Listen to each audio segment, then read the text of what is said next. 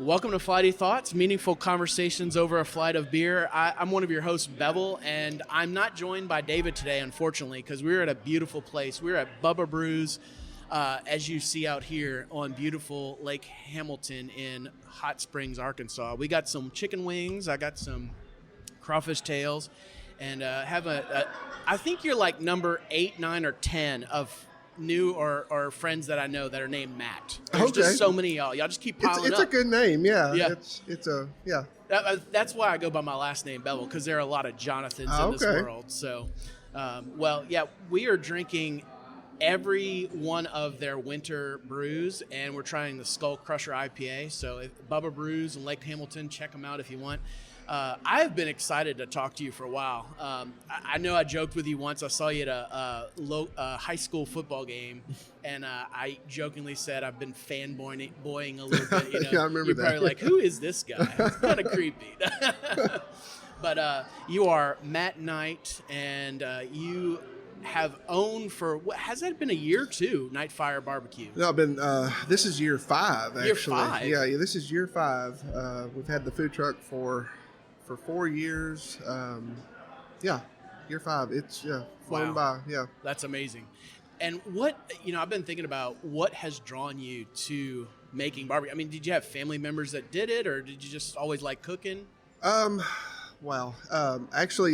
I didn't have a passion for this. I just did a interview with Arkansas Times about this, and the guy was kind of surprised by it. Like, I didn't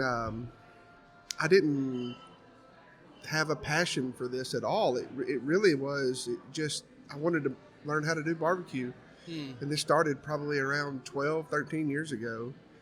And I just wanted a hobby, and I was farming at the time, and this was just hey, I'll just try to do this, just for fun, just because I wanted to eat really good food. I'm a big guy. I love to eat. And it just we got started. I made a lot of terrible barbecue at first, which a lot of people go through that. And next thing I know, it's, can you do a catering job for me? Or can you supply meat for this event or whatever? And then it got hooked up with the right people, and to the point was like, we have to quit doing this, without a truck, without a food truck, or without the proper kitchen equipment and all that stuff. So and that's when the food truck was ordered. We got that, and been doing it for the last 4 years. Like, at first it was part-time. Excuse me, it was part-time, and it just grew to the point where I was making more money doing that part-time than I was at my full-time job. And in 2019, April of 2019, I went full-time with it, and I've been doing it ever since. And wow. It's a full-time job, even though I'm only open so many days a week, which is usually like Thursday, Friday, and Saturday. It's still a full-time job. Yeah, it's a lot of hours, a lot of ordering, a lot of prep work. It's a lot. Had you always had the app? Like, that's always impressed me, that you have an app where you can order and just show up. No, that was a last year thing. We got that. There's some friends of mine in Searcy that have had this app made for their business, and I thought we would try it out, and it worked. It worked pretty good. It's actually been really good as far as some of the growth. A lot of people don't want to. A lot of people just want to use an app, and they just want to use their phone to order something. So we thought we would just kind of connect in with that, and it worked out really good, actually. Well, I'll have to say, I think I only ordered with the app. I mean, I might have ordered once calling in. Yeah. But once I found out y'all had an app, I was like, oh, it's so easy, especially when you can put in there your pickup time. Oh, yeah. I will say one thing, though, is it is confusing, because it's almost like I know at least 3 times I've gone, and I don't want to be a jerk and be like, oh, I had an online order, excuse me, and go up to the window. So I end up just staying in line. Well, and that's something that we really don't. Well, I know how to fix that. Is hire more people and have those people assigned for those people that come up with app orders. But when you're working out of a food truck and you're already cramped, really not possible. Yeah, for sure. Maybe at the new place it'll be something we can do, or if you've got an order. And I'm a big believer in not making people's food way in advance. Like I don't really like to make the food until I see that person, because I want to hand it to them at the peak of freshness, the all that stuff, and right temperature, all that. Yeah, I don't want to hand them like a sandwich and it's been sitting there for 30 minutes because we do have some people that say they're going to be here at this time and then they don't. They'll show up late, and I just don't want to. I don't want to give them bad product.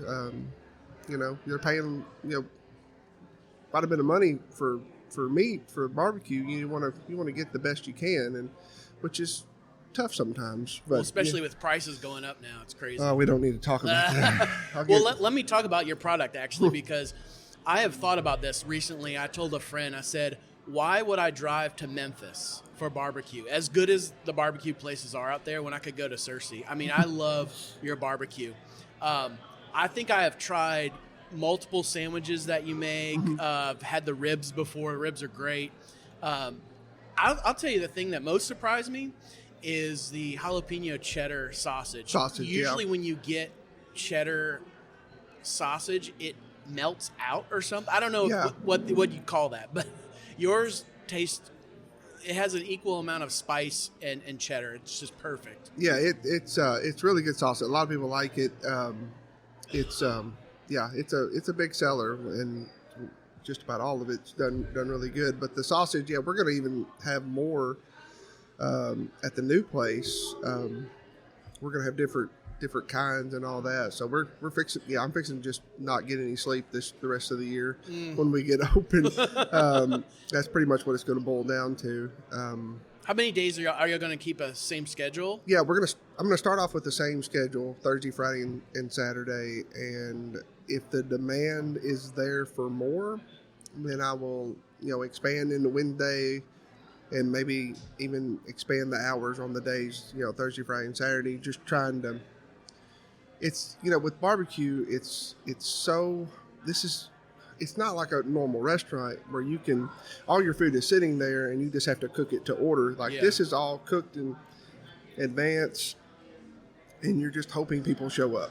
That's basically what it boils down to. And when you're out, you're out. You can't just turn a switch and in 30 minutes you've got a brisket cooked. It's just not how this works. Right. So it's a lot of guessing on my part, and I have basically come to the conclusion that I can't figure out the public at all. One week they want it, and we maybe not have as much of it, and then like the next week we'll do more, and then they won't. It's just back and forth. So I've just basically have to guess and kind of come up with an amount that I feel comfortable with. If we don't have a great week, or we do have a great week, what I think we're going to do, and most of the time we're usually sold out by 3 o'clock, 3:30. Sometimes it takes longer. Sometimes it's even faster. We've sold out by 1 o'clock before, which is great. But if I'd have known we had that good a day, we'd have done more. Right. And that's what I've tried to stress people with the app and with pre-orders, is that really helps me determine how much to cook for that next day, or for that day. And if we know we're going to be able to have all these other orders gone, it's hard when you have somebody walk up and they say, hey, I'll take 10 pounds of pork, or I'll take 6 pounds of brisket, and then you've eaten up some of your product for that day, which, I mean, I'm not going to tell these people no, but if I knew they were coming, we would have done more, that kind of stuff. And that's one thing I've actually struggled with where we are, is getting people to do that, just one of the things, to just deal with. I wonder if there are certain items that on the app you could put needs to be ordered by this day or something, Probably, we could probably come up with something like that. And it's, like I said, it's hard to figure out what to do a lot of the times. I've been doing this this is my 5th year now doing this, and I still don't have it figured out. Yeah. It's like as soon as we think we do, there's something that'll change, and like now we're dealing with high prices. Yeah. So we're backing off how much beef we buy, And ultimately, that means that people just aren't going to spend. It's like I'm charging $27 for a pound of brisket right now. And it's prime brisket. It's the best brisket you can get. It's not Wagyu by any means, but it's prime Creekstone brisket. Same stuff that Aaron Franklin's using, and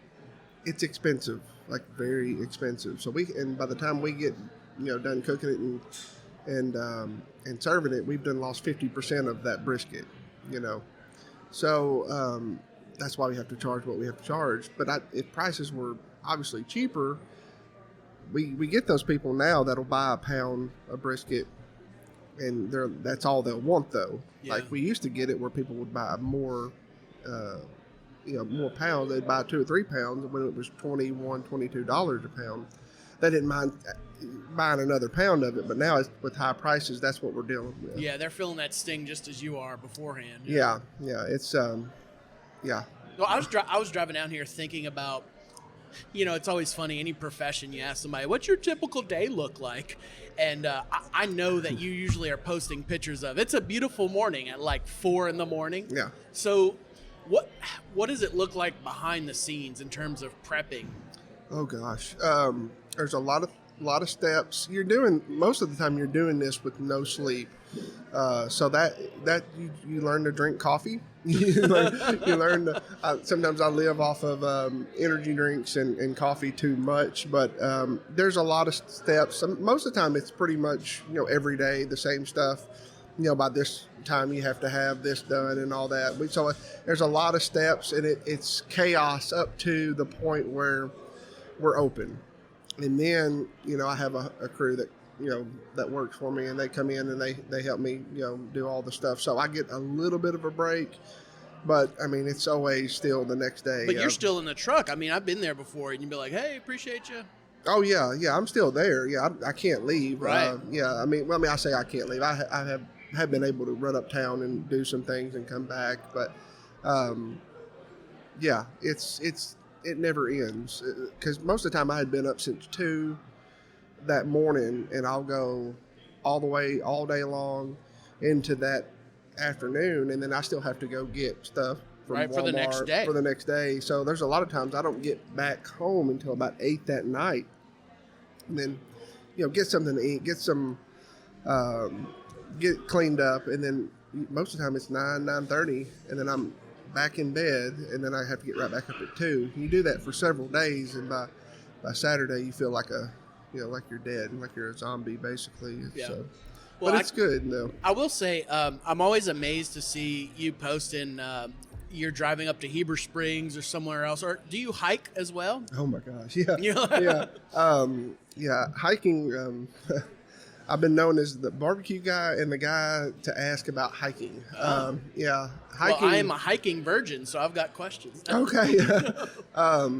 Hiking,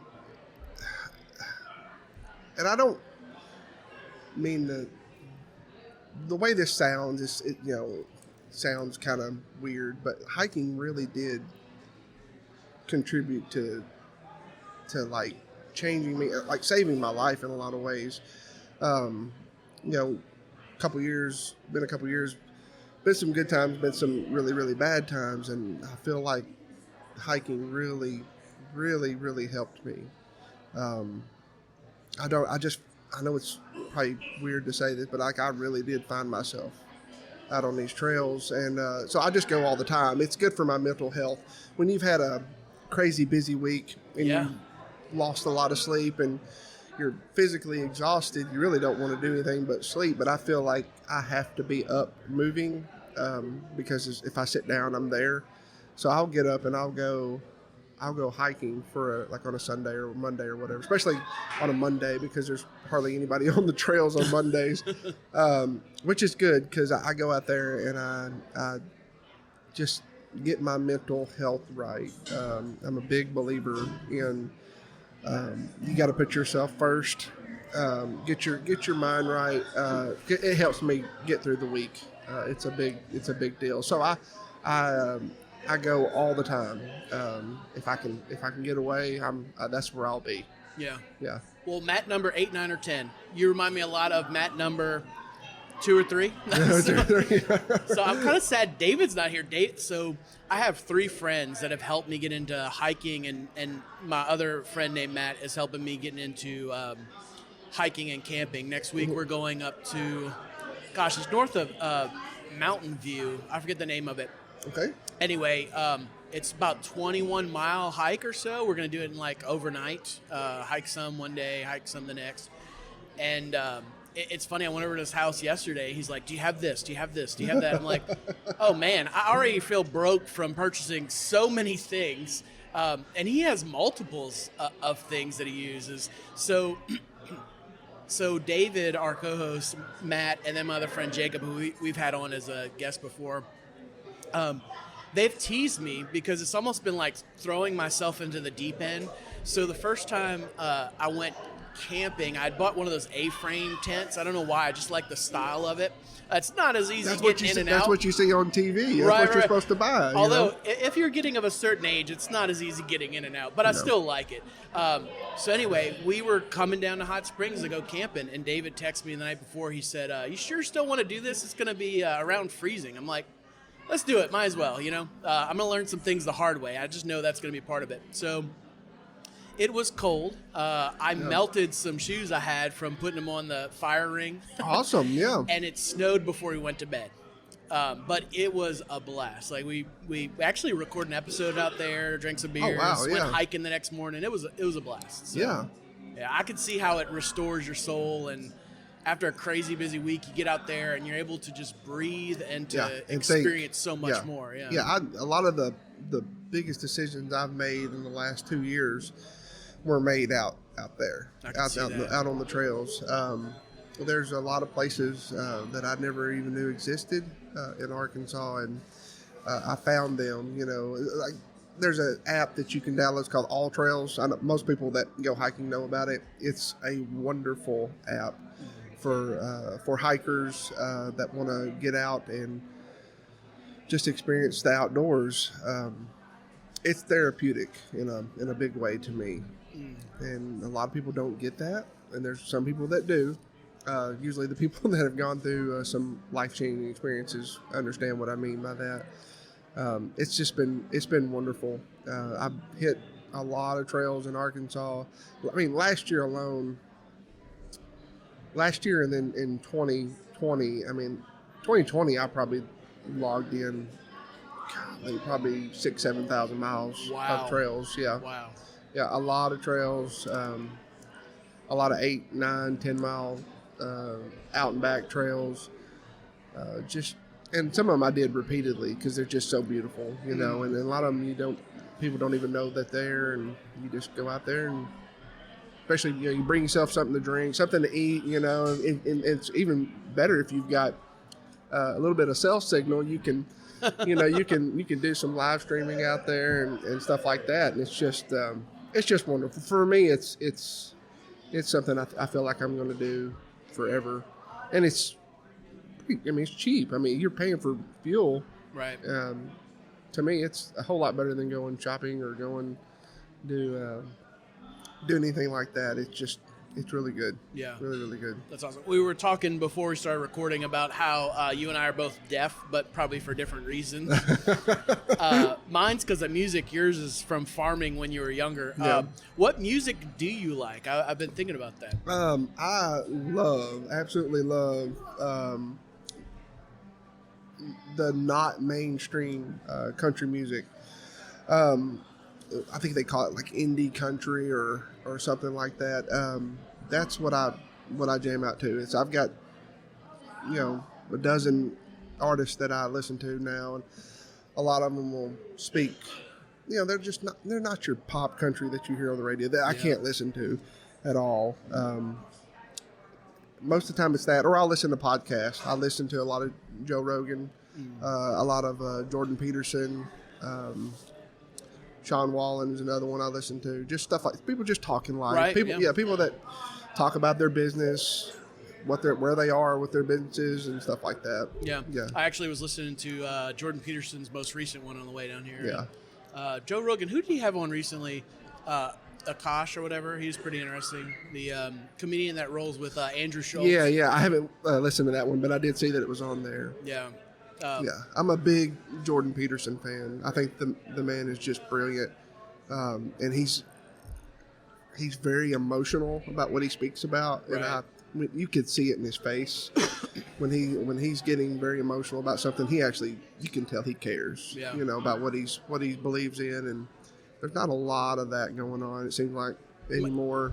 Everything more seems to be censored. Wishy-washiness going around these days are like my feelings. Yeah, my feelings. Yeah.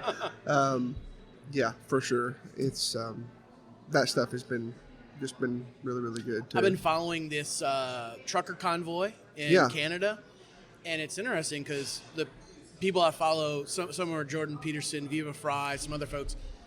They talk about, if we have, just as people or as a society, this thing where we follow what our feelings are in the moment. We end up coming across as though we really have no values or any principles in our life, and we just are blown away. Kind of get maybe put my pastoral hat on here. We kind of like in Ecclesiastes, we're blown with the wind with these different things, and we have less meaning in our lives. And so, wanting to tear down sort of the structure of what is, it isn't really helpful. Instead, it's more of let's figure out how to do this better. Yeah, it's really sad that this is what it's come to. It's come to a whole bunch of people coming together to protest something that they don't feel like should be pushed upon them, and that's exactly what it is. It's government doing their overreach.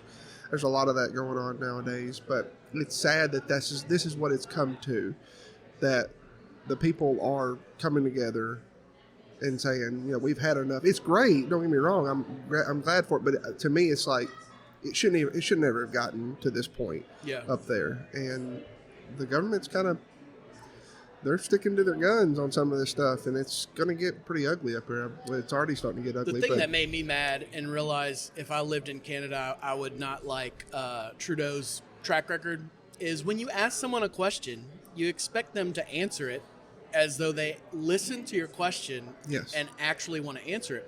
I mean, he was asked a question, and he goes off on. I mean, he believes what he's saying, but you kind of want to be like, follow up. You didn't answer my question. You want to try that again? Yeah.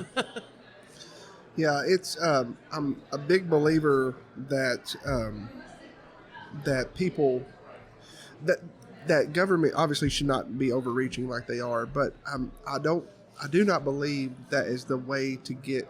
If you want to get through to people, forcing them is obviously not the answer. Right. I don't see how that's going to be, because I don't like to be forced to do things. I like to be able to make up my own mind and be like, okay, this is what I want to do. Who does? Who's like, could you please give me more restrictions in my life? I would love that, actually. Yeah, because, I see it as, and history will tell you that I see it as it's you give the government an inch, they're going to take a mile, 2 miles, 3 miles, whatever it takes. That old saying, and I do believe that it's just the start to more things to come. It's just like, they got away with this, and then a year or two, something else will happen, and they'll try to reach a little bit further, and it's never ending pursuit that the government has when they basically work for us, and the only way to solve that is to vote those people out. Now, I don't know if that's going to happen much, but that's where we're staying at. I just want people to be happy to not watch the news so much. I mean, it's got to be exhausting. There's a lot of people on social media that will go absolutely nuts about something that the government did or didn't do, and they're absolutely still in their happiness. And I've seen it before, and I don't have the time for it. Yeah. Have you heard of Breaking Points? Okay, so if you go on YouTube, it's a channel, Breaking Points, and I love their model because it's a liberal and a conservative. Okay, yeah. And they cut through a lot of the BS talking points that's just for either party. Okay. And they are able to hold each other accountable. Like, okay, I see your point a little bit, but consider how this reads to the other portion that you're kind of leaving out in what you're saying. Right, yeah. And so a lot of what they focus on as well is not just demonizing people, because they don't do that really, but really putting it back on politicians to be honest about what they're actually saying and doing, as well as how this affects a majority of Americans. And so I think their work has been great. Right. They've been on Rogan before too. Okay, So I don't know Breaking Point. Who's the... Crystal and Sagar. I'm sorry, okay. Yeah, I'll look them up. And that's a whole nother issue where people are looking at various forms of news outlets instead of the main trusted ones, because that has become more opinion, more emotional. And that's on both sides, really. Oh, yeah, 100%. Demonizing, all that stuff. Yeah, and that's the reason why Joe Rogan is so popular right now. That's why he's killing it compared to your CNN. Now, Fox News has done pretty good still. Their ratings are still good, but CNN's is falling apart. And Joe Rogan, I mean, he's just giving his opinion, or his guests are giving their opinion. It's not 100% true, or it's not. It's maybe his views. You know, that's what he views. That's what he thinks is right. We start. You know, stopping people from having opinions and all that. We're really going down a bad road right there. When you start censoring speech and your First Amendment right and all that stuff, it's going to get really, really bad. I don't know. And I don't know what the answer is to that. It's the media. Well, people just got to learn to turn the media off, live their lives, and perhaps they should go hiking. Maybe they should go hiking. That would be a beautiful thing. You know, and that, you know, yes, I mean, I went through some pretty traumatic stuff in the last couple of years, which led to me going to hiking, but also COVID pushed a lot of people out to get out in the woods and to not sit at home. That hurt this country a lot by people just being on lockdown, and then a lot of people just not wanting to get out and go do anything. But I just couldn't do that. Like, I had to get out and go do something. And what could you do? You couldn't hardly do anything else. Yeah. You couldn't, you know, a lot of places were shut down. So hiking, that just pushed me into doing that. And turn the media off. I've learned to not get emotionally involved in elections and all that stuff, because it's just not going to do you any good. It's stealing your happiness from you, big time. My wife gets mad at me for a lot of things usually, and maybe rightfully so, but there have been times where I talk to my daughters, one's 8, one just turned 11, about some serious things. Yeah. And so some of it is like, trying to gauge, like, maybe they're not at that age yet ready to talk about this, but there have been some either political or some values that I have about things that, for the most part, I try to just present to them, this is what some people say, this is what other people say, I want you to decide for yourself. Right. But there are some things where I've said, I'm telling you what I believe about this so that you understand me. And one of the biggest things for me, and I probably would get a lot of pushback, maybe, I don't know, about this, is if I really am a follower of Christ, I would care more about the kingdom of God than I do about America's government and who gets elected. Oh, yeah. I mean, that all does affect my life. But if living into the kingdom of God isn't affecting my life more than that, then that's a problem with me. And so it's interesting because, you know, we were kind of joking beforehand about our upbringing, about religion and whatnot, and how life experiences shape and change some of that. You know, I have a lot of jokes about, like, the difference between a Baptist and a Methodist and whatnot. You know, some folks, it's almost like they think as a Methodist, I'm going to hell, you know? And it's like, can we have a more nuanced conversation about these things? And is that really a salvation issue? Yes. Yeah, like I told you, I grew up in a very old school, Methodist and Baptist. I grew up in both of them. Yes, I would say that the Baptists are more strict, more, I don't want to say hardcore, but to me it would seem like they were more hardcore about things. I think God just wants us to be happy. And if, you know, drinking a beer and having some shrimp and some Rocky Mountain oysters, I think that's what life's all about right there. And talking about past experiences and it just, I like to explain to people that they really need to quit worrying about all the things that they can't control. Yeah. Worry about the things you can control. Quit worrying about things you can't control, and just learn to be happy. learn to be happy and love what you do. Because if you don't love what you do, you're miserable. Your life is going to be miserable. Yeah. It took till my mid to late 30s to figure that out. But I'm glad I did. Yeah. Would you have ever thought, years down the road before this that you'd be doing barbecue full time? No, absolutely not. I mean, I've always loved food. My mother was a unbelievable cook, and she always did wonderful meals. I mean, she was just really good. She could have had her own place, her own restaurant, Wow. and all that stuff, and I didn't pay attention to any of it. I just knew it tasted good. Yeah. Stuff like that. But as I've gotten older, I've come to appreciate all of that so much more. Now with barbecue, my grandfather on my dad's side would do a whole hog every 4th of July. Ooh. And I do remember that when I was a child, that was really cool. And so if there's any kind of, family, connection, that would be it. That would be only it. Would be, remembering my grandpa doing that kind of stuff. That's awesome. Yeah. So I'm keeping that going, I guess. It's been really good. Yeah. You ever seen these people that make grills or smokers out of filing cabinets? What do you think about that mess? Yeah. Well, if it works for you, if it makes you happy, then that's great. I'm a big believer in what I call stick burners, which is in offsets smokers. I do believe that is the way to do it. At least for me, that's the way to do it. And everything else is just kind of, as if you want to do it that way, that's fine. I'm not a big believer in electric stuff or pellet smokers or anything like that. Yeah. I mean, it's good for backyard use, but you can't do it on a scale that I am doing or my friends are doing it that own restaurants and stuff. You just can't do that kind of volume. And to me, it means more that I have to sit there and watch that fire and throw a log on every 45 minutes.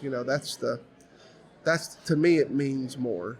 You're more focused on it. It creates probably a better product. Well, really to me, it's appreciation. Like, I appreciate at the end of the day, like, wow, I just put in a ton of hours and a lot of work, and I had a ton of people come up to me and tell me this was absolutely fantastic. That's where my appreciation comes from.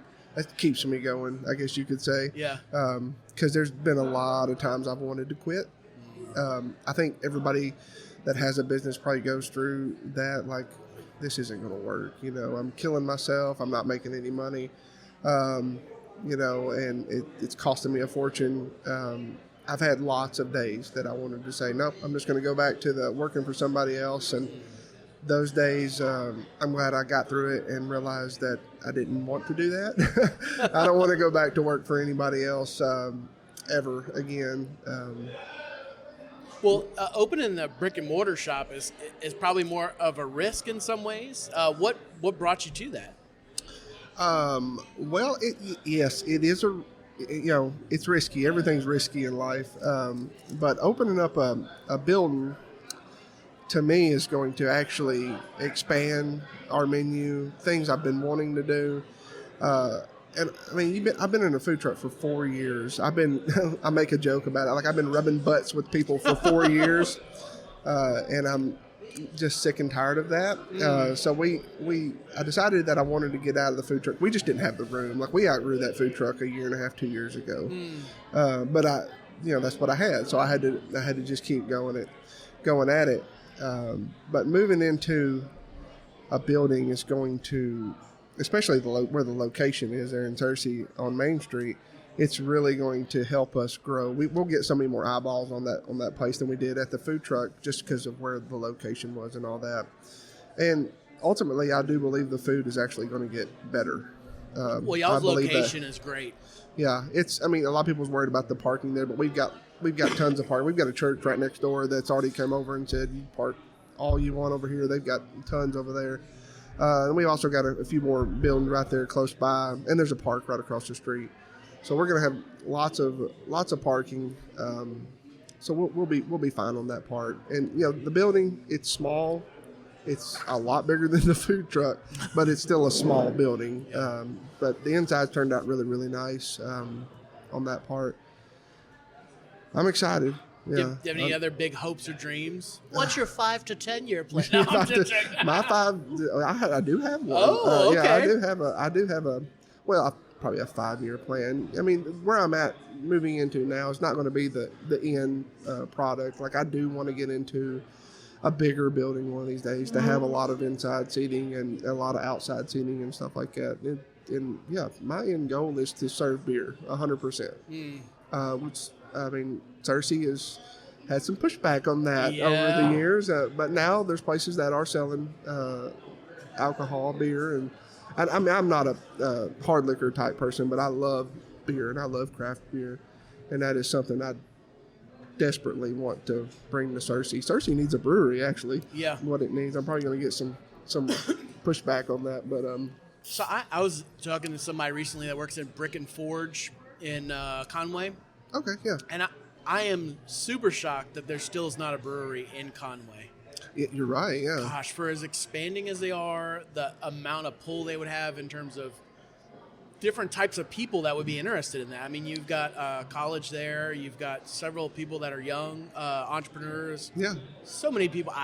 I would drive over there for a good brewery. You know? Absolutely, yeah. I mean, it's you know, it's real trendy nowadays for towns. I mean, Jacksonville's got a brewery. I've got a friend that's owner in Blade and Barrel there. I mean, we need something like that in Searcy. I mean, they're great. I think they're great for the community, and there's nothing wrong with having a beer. Yeah. On a long day, maybe even 2 of them. I don't know if you listened to one of our episodes. I was introduced to the shower beer concept. Never heard of that. Have you heard of this? No, I've never heard of that. You literally, like, after, I guess, cutting grass or working hard or something like that, you take a beer into the shower and enjoy it. Oh. And, of course, I had a follow-up question from David. He's the one that introduced me. I was like, can you still enjoy it afterwards, or do you have to, like, down it in the shower? He's like, man, do what you want. Sure. Do what you want, yeah. Whatever makes you happy. Something about those endorphins kicking, I suppose, drinking beer. It's just like, No, I think I have heard of that before, but to me, it doesn't make a lot of sense because I'm not going to be in the shower that long. Right. I'll be in there for 5 minutes, so I don't have time to drink a beer. I'd rather be on the couch or outside for sure. Yeah. You know, drinking a beer. Or doing a podcast. So I'm going to have to tease David. I bet you David's the type that he does a bath beer. Oh, well, just there's nothing wrong with that in the either, bath, though. Huh, David? Yeah. Drinking your beers. There's nothing wrong with taking IPAs, a bath. Yeah. As long as you don't drown yourself. I have to tease him while he's not here, you know. Well, I have enjoyed getting to know you more. Yeah. Hopefully, we're moving to a buddy stage, not a fanboy stage. Oh, yeah, absolutely, yeah. So thanks for taking the time out. What is your new address, and when are y'all going to open up, do you think? The new address is 304 South Main Street in Searcy. If everything goes right, we're still waiting on some equipment to come in. Hopefully, by the end of the month, the first week of March, we should be open. Okay. I'm hoping.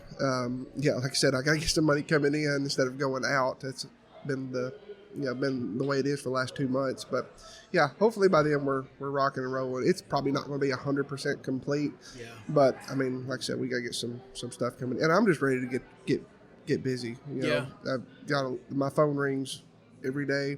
When you open it, yeah. Yeah, when you open, I've had people just walk in. I've had to start locking the door, so people don't just walk in when we're doing work in there. So, are you still doing catering right now, or no? Yeah, well, I mean, I've had lots of people call, and I've had to tell them that we're approved by the health department, but they've got to come by and like do the final sign off on it and everything. So that's going to be, excuse me, that'll be.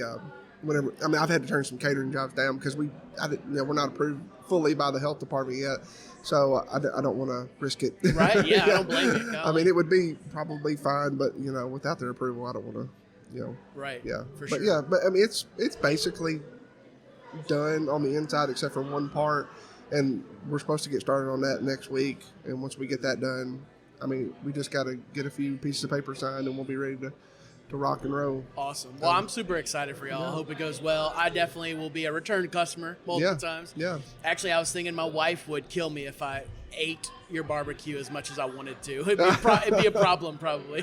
Yeah, for sure. Well, I have not drank as much beer because I've enjoyed our conversation so much, but we're going to go and finish drinking some of these beers. Honestly, I've only tried 4 of them, and they've been delicious. I know one of the workers here has mentioned the Honey Wampus Cat. It's very delicious. Of course, you and I are similar in that we're both stout or darker beers. Yeah. Their Winter Hammer and their Imperial Red's really great. Hey, if you don't know this, we're on YouTube now. So if you want to see our beautiful or ugly faces, I don't know, go on YouTube, check us out. We're on Instagram as well. Follow us. Would you please rate and review us as well? That helps get more earballs on our podcast. And until next time, y'all, cheers.